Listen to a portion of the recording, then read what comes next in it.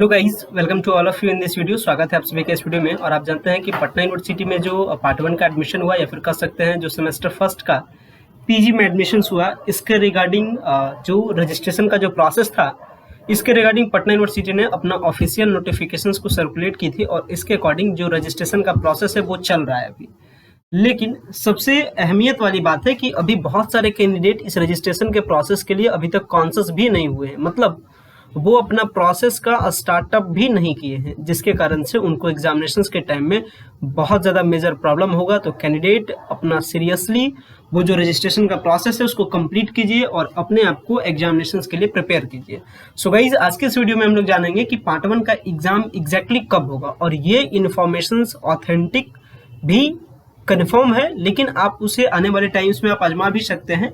जो मैं अभी इन्फॉर्मेशन दूंगा उसका बेसिक मैं आपको बताऊंगा कि किस बेसिस पे मैं ये इन्फॉर्मेशन आपको बता भी रहा हूँ, उसका मैं बैकग्राउंड भी बताऊंगा कि किस नजरिए से मैं वो इन्फॉर्मेशन आपको बता रहा हूँ कि आपका पार्ट 1 का एग्जामिनेशन कब कंप्लीट होगा।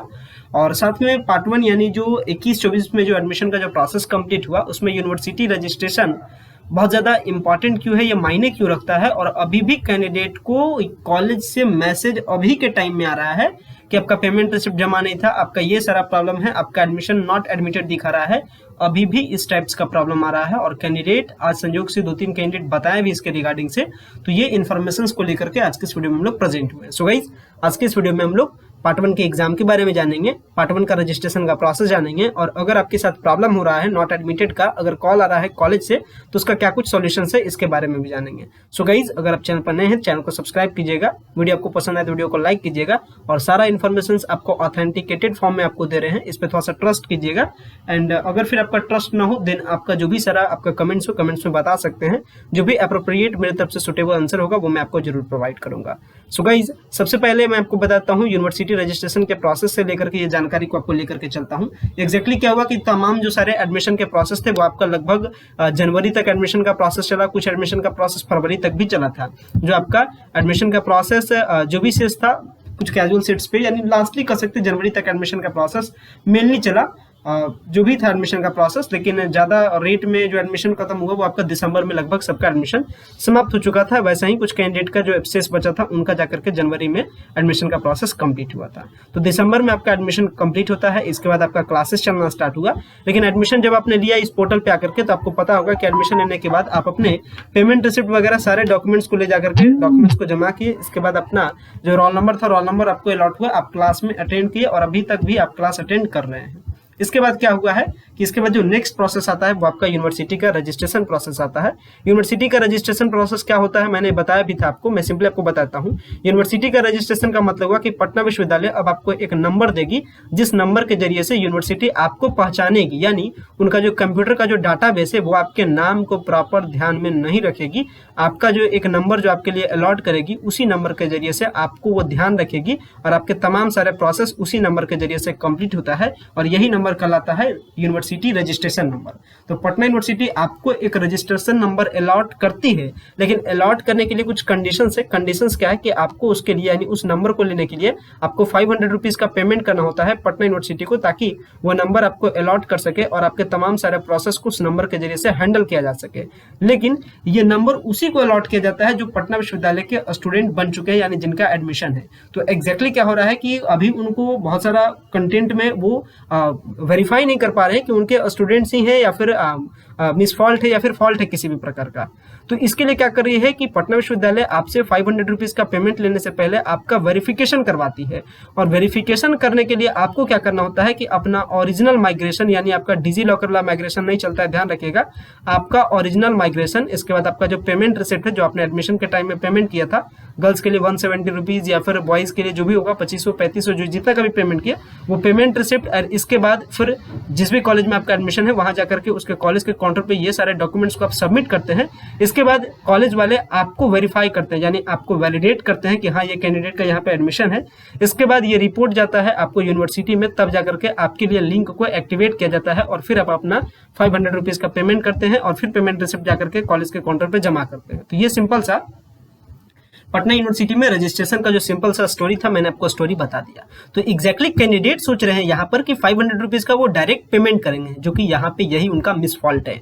उनको सबसे पहले ओरिजिनल माइग्रेशन सीट जाकर के जमा करना है कॉलेज के काउंटर पे, पेमेंट रिसिप्ट जमा करना है। तो एग्जैक्टली क्या हो जा रहा है कि अभी कई सारे ऐसे कैंडिडेट है जो एडमिशन को कैंसिल करवा लिए थे या एडमिशन में कुछ प्रॉब्लम हुआ था और अभी जाकर के माइग्रेशन और अपना पेमेंट का रिसिप्ट जमा करें तो उनका वेरिफिकेशन नहीं हो पा रहा है वहां पे। इसके बाद कॉलेज से कॉल आता है कि आपका नॉट एडमिटेड दिखा रहा है, आपका एडमिशन ही नहीं है। तो इस प्रकार के कई सारे मेजर प्रॉब्लम अभी भी आ रहे हैं। तो कैंडिडेट से मैं रिक्वेस्ट करूंगा कि जिनका भी एडमिशन 21 to 24 के सेशन में हुआ है वो अपना माइग्रेशन एंड पेमेंट रिसिप्ट वगैरह ले जाकर के कॉलेज के काउंटर पे जमा करें और जमा करने के बाद अपना जो रजिस्ट्रेशन के लिए जो वेरिफिकेशन की पूरी प्रक्रिया है उसको समाप्त करें, ताकि उनका एडमिशन उनको कॉलेज के द्वारा, उनको यूनिवर्सिटीज के द्वारा जो यूनिवर्सिटी का जो रजिस्ट्रेशन नंबर है वो अलॉट किया जा सके।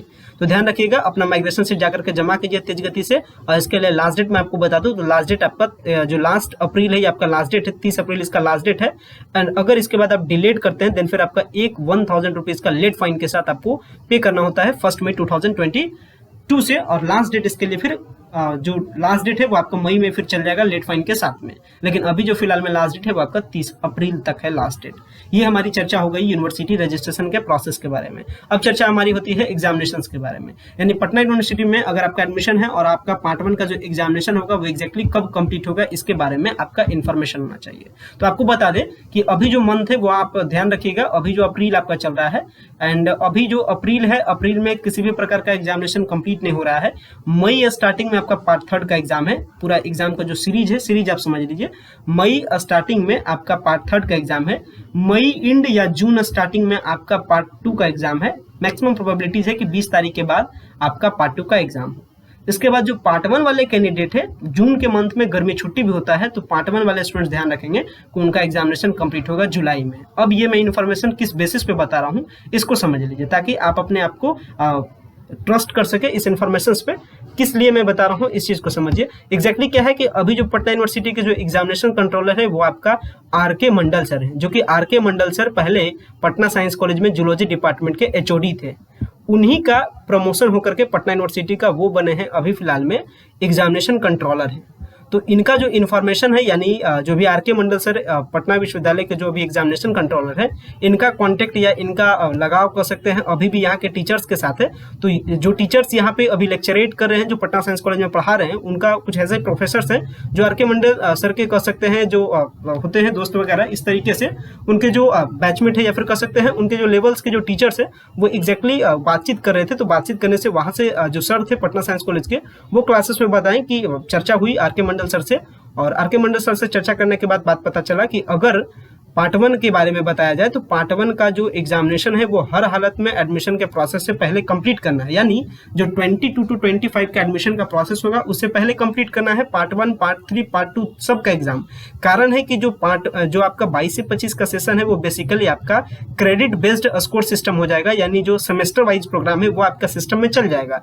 तो उससे पहले जो भी एडमिशन है, उसके पहले जो भी स्टूडेंट्स है, उनका एग्जामिनेशन प्रोसेस कंप्लीट होना बेहद इंपॉर्टेंट है, ताकि वो ओवरलैप नहीं करे सेमेस्टर वाइज प्रोग्राम के साथ। तो 22 से 25 वालों का जो एग्जामिनेशन का जो पूरा सिस्टम होगा वो आपका सेमेस्टर वाइज होगा, इसलिए इस एडमिशन से पहले आपको कंप्लीट कर देना है। और इसका एडमिशन जुलाई के बाद स्टार्ट होगा। तो पार्ट 1 आपका हार्डली पार्ट 1 में जो पार्ट 1 के स्टूडेंट्स हैं उनका एग्जाम जुलाई में 100% हो जाएगा।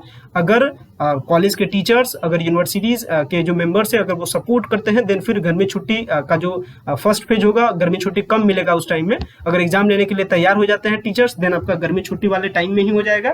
और अगर टीचर्स तैयार नहीं होते हैं देन फिर आपका जुलाई स्टार्टिंग में आपका हर हालत में आपका 10 से 15 जुलाई तक आपका पार्ट 1 का एग्जाम कंप्लीट हो जाएगा। ये आपका लास्ट डेट है और ये कंफर्म ऑथेंटिकेटेड इन्फॉर्मेशन है। और अगर आप साइंस कॉलेज के अगर आप स्टूडेंट होंगे देन आप टीचर से पूछ भी सकते हैं, देन आपको ये इन्फॉर्मेशन जरूर बताएंगे। जिनका भी लगाव आर.के. मंडल सर के साथ होगा वो आपको इस बारे में जरूर बताएंगे। तो अगर आपके सीनियर टीचर्स हैं डिपार्टमेंट में तो आप उनसे पूछ सकते हैं, देन ये इन्फॉर्मेशन आपको एग्जैक्टली यही इन्फॉर्मेशन वो आपको बताएंगे। जो इन्फॉर्मेशन मुझे पता चला वो इन्फॉर्मेशन लेकर मैं आपके सामने प्रेजेंट हुआ। सो गाइज, आशा करते हैं जो यूनिवर्सिटी रजिस्ट्रेशन का प्रोसेस है, जो एग्जामिनेशन का जो पूरा सेटअप है वो आपको समझ में आ गया होगा। तो पार्ट 1 वाले स्टूडेंट्स ध्यान देंगे कि जो अपना रजिस्ट्रेशन का प्रोसेस है तेज गति से रजिस्ट्रेशन का प्रोसेस कंप्लीट कीजिए और अपने आप को एग्जामिनेशन के लिए प्रिपेयर कीजिए। आपको आगे आने वाले टाइम्स में मैं बताऊंगा भी किस तरीके से आपको स्टडी करना है, ताकि आप जो एग्जामिनेशन है उसमें द बेस्ट परफॉर्मेंस कर सकते हैं। तो तमाम सारे अपडेट के लिए हमारे चैनल से कनेक्टेड रहे ताकि कोई भी अपडेट आपसे मिस ना हो। सो गाइस वीडियो को एंड करते हैं। वीडियो देखने के लिए बेहद धन्यवाद। Thanks for watching this important video.